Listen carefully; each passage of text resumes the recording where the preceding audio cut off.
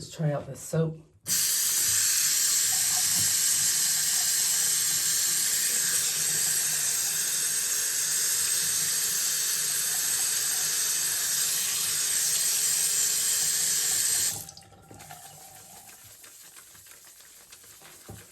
Now this is an uncured bar, less than 24 hours old, and you can already see your soap.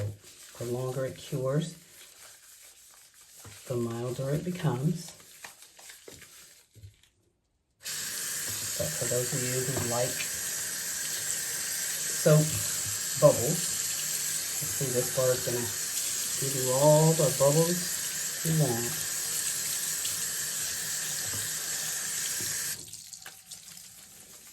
All the bubbles you want, and it has a smooth, like a creamy texture when you're using a salt soap bar.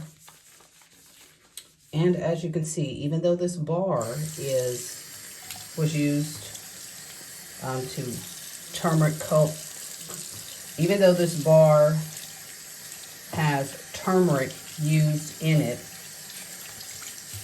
and it's orange, you will notice that the bubbles are white,